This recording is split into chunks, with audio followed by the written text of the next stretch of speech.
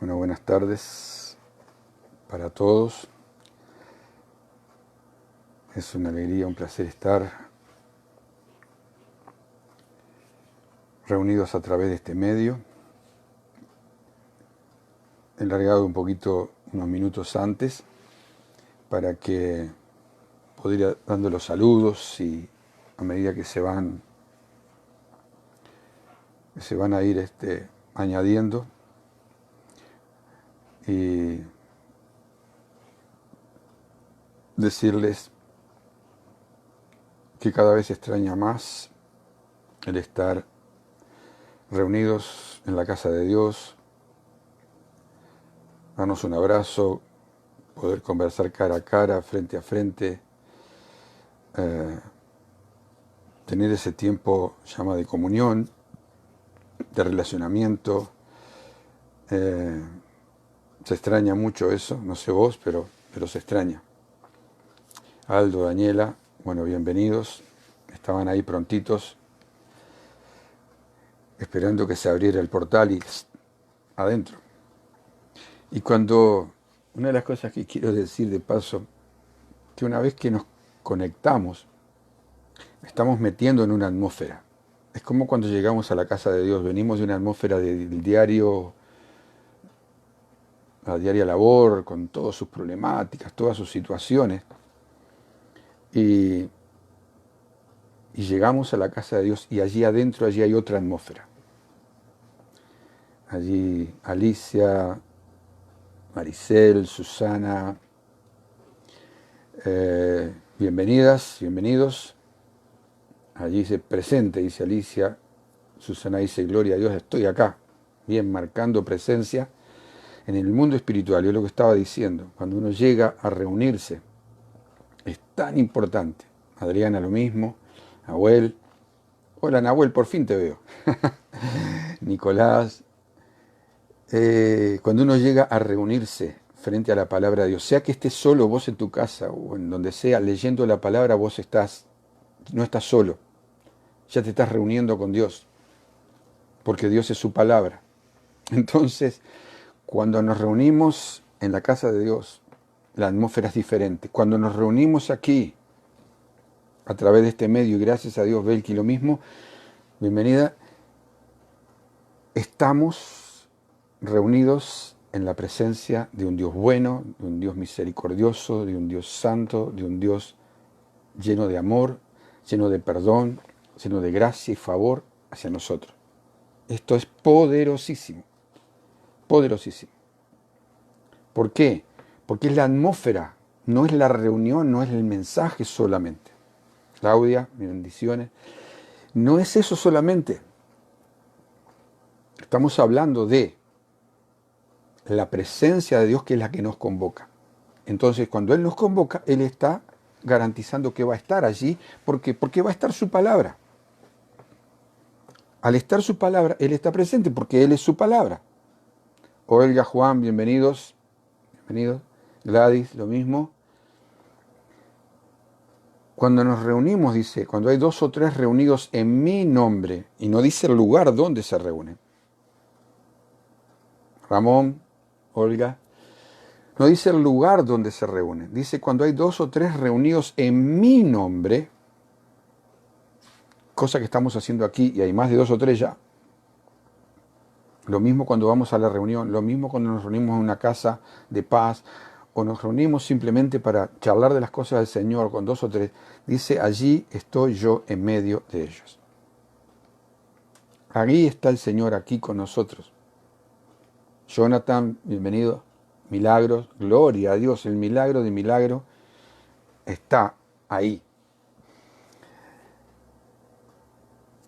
Entonces, es importantísimo que no entendamos cosas que las decimos una y otra vez, pero no calan en nosotros, no se vuelven parte viviente. Es como decir, vos tenés a Dios, sí, pero vivís tu vida. Lo mismo. Lorena, bienvenida. Silvia, Esteban, Walter. Entonces, si vos decís que tenés a Dios, lo tenés las 24 horas. 24 horas, todos los días. Entonces cuando nos reunimos en su nombre, Él está allí. El tema es que tiene que volverse una vivencia. Jeremías, bienvenido. Tiene que volverse una vivencia personal. Y sin querer ya empecé a dar la clase, aunque no va directamente por ese lado. Jacqueline, Casas, bienvenida, buenas noches. Tardes, noches.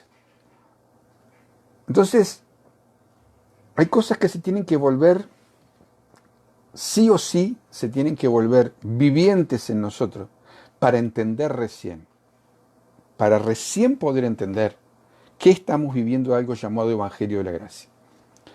Así que te invito ahora, que ya es la hora, vamos a orar. Mientras se van arrimando más, Elsa también, bienvenidos. Y todos los que no aparecen allí, pero sé que están, por su sistema, o el programa no les permite que se vea sus nombres, pero están. Padre, en el nombre de Jesús, estamos aquí en esta ciudad de las piedras y desde aquí, Señor, bendiciendo con tu palabra y con tu poder la vida de todos aquellos que estamos reunidos en este momento en tu nombre. Y los que lo estarán después, los que lo harán diferido, los que lo harán viéndolo en otro momento. Señor, estamos reunidos en tu nombre, estamos declarando tu nombre. Y por dos o tres reunidos en tu nombre, allí estoy yo en medio de ellos. Señor, tú estás en medio de nosotros. En este momento tú eres el que vas a hablar. Yo simplemente seré el instrumento por donde vos vas a fluir, vas a hablar. Tengo escrito, Señor, tengo cosas anotadas, pero vos sos el que no sé la palabra próxima que va a venir. Que sea tu palabra la que les hable. Señor, en el nombre de Jesús, ahora poderosamente, Señor, atamos toda obra del enemigo que bloquee las mentes, que turbe, Señor amado, que nuble, que no les permita ver. Señor, sea borrado eso, sea ahora removido completamente en el nombre de Jesús. Señor, en la atmósfera de donde están, en su casa, en sus hogares o donde estén ahora en este momento, Señor, o regresando a casa, en el nombre de Jesús, toda atmósfera contraria sea removida y declaramos solo la atmósfera de la presencia de Dios en este lugar, en este momento, en esta conexión a través, Señor, de estos medios, sea la gloria de tu presencia la que solamente se mueva y tu espíritu se manifieste en nuestras vidas, con sanidad, con revelación, con restauración, aún, Señor amado, con liberación de opresiones de cualquier tipo, porque tu palabra tiene todo poder y toda autoridad. Así la soltamos, así la declaramos y proféticamente hablamos, Señor, crecimiento, hablamos expansión, hablamos tomada de territorio y repartir despojos. En el nombre de Jesús. Amén. Carolina, mi esposa, Pastor Gamboa, Pastora Rosana, bienvenidos a clase del Señor. Aunque hoy es reunión de tabernáculos, sería con adoración. Yo sé que ahora se está orando, yo sé que hubo gente y me alegra toda la cantidad de gente que está orando, puestos de acuerdo en la mañana, por Uruguay, por todos los 6 puntos que estamos orando, un montón de iglesias en este país, por el país y por toda esta situación. Me alegra que te hayas plegado, te hayas unido a orar todos los días, ahora hasta creo que es el 1 de junio, si mal no recuerdo, de 7 a 8 de la mañana nos tocó cada iglesia. De paso te digo por qué de 7 a 8, porque los organizadores pidieron que cada iglesia, de toda la cantidad que se unieron, cubrieran 1 hora por día. Entonces a nosotros nos toca de las 7 de la mañana a las 8 de la mañana. Pensé como que la mayoría estaba en casa, pensé que esa era la mejor hora, y también hacerlos levantar algunos ya de paso de la cama, para que busquen al Señor temprano y oren por el país. Amén. Bueno, quiero decirte otra vez, lo digo siempre al final, pero quiero decirte otra vez que compartas los mensajes con tus contactos. A esta palabra, como dije ayer o antes de ayer, corra a través de las redes y glorifique el nombre de Dios. Eso es lo que dice su palabra, que la palabra corra y sea glorificada. Y esta es la mejor manera, más rápida y más potenciada de que la palabra corra y sea glorificada.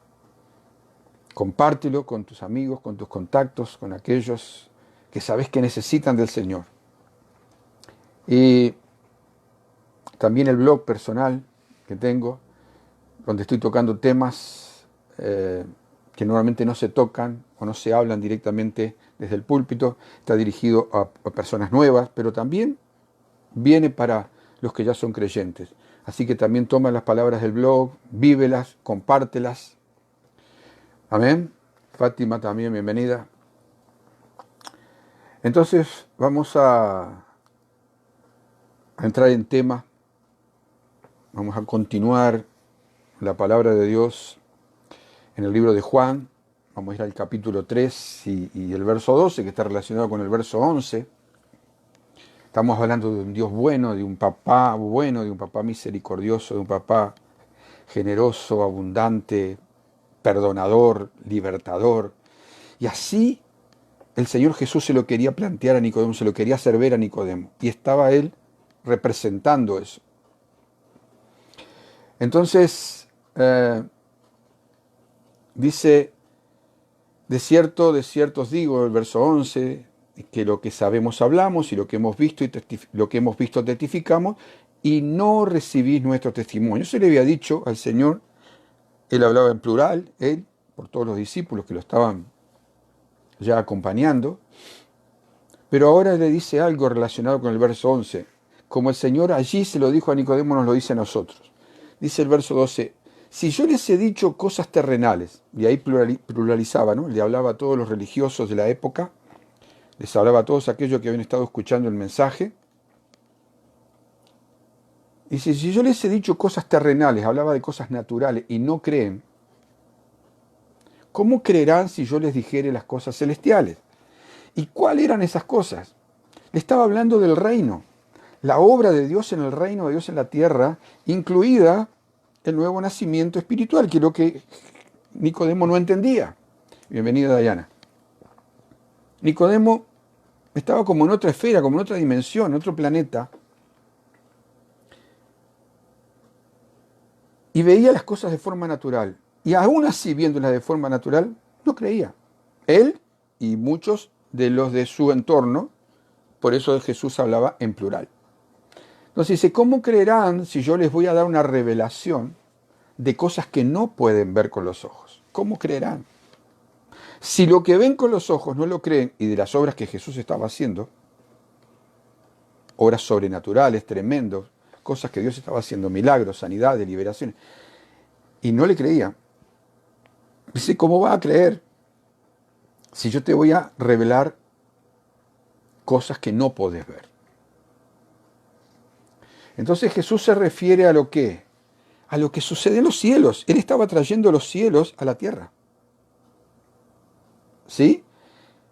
Los secretos del cielo, de las cosas celestiales, de lo que ya estaba en la mente de Dios, Él lo traía a la tierra. ¿Y cuáles eran ellos? Entre ellos el propósito de Dios de liberar de la esclavitud del pecado y también de la necesidad de mostrarle a Nicodemo de cómo Él iba a morir. Él iba a morir en la cruz, así lo dice el verso siguiente, el verso 14, ¿no? Comparando con algo que le había pasado al pueblo de Dios cuando estaban en el desierto. Entonces las cosas del cielo, los misterios espirituales estaban siendo revelados a través de Jesús. Entonces, si yo te revelo estas cosas, le dice Nicodemo, si yo te muestro estas cosas, las vas a ver con los ojos naturales, no vas a entender nada. Y primero que no vas a entender, no la vas a creer tampoco. Y así pasa, como a Nicodemo, a muchos llamados creyentes, como dije ayer. Pretenden entender las cosas del reino de Dios con ojos naturales. Y no se puede. No se puede. Jesús acá le estaba rompiendo el molde a Nicodemo y a todo lo religioso, a todo el aparato religioso. Se lo estaba rompiendo por completo. El molde del el viejo pacto de la ley, que había que hacer esto, y el que no hacía una de las cosas ya caía, el Señor le caía con todo, porque donde le erraban en una, que le erraban porque nadie pudo cumplir la ley, solo el Señor. Entonces, acá el Señor le estaba mostrando, mirá, hay un nuevo pacto, es el nuevo pacto en mi sangre, dice, es la gracia, el favor inmerecido. Ay, pastor, otra vez con el favor. Y capaz que el sábado no va a hablar del favor otra vez. Sabés que no pararé jamás de hablar de la gracia y del favor de Dios, porque sin esto el resto del Evangelio no tiene sentido.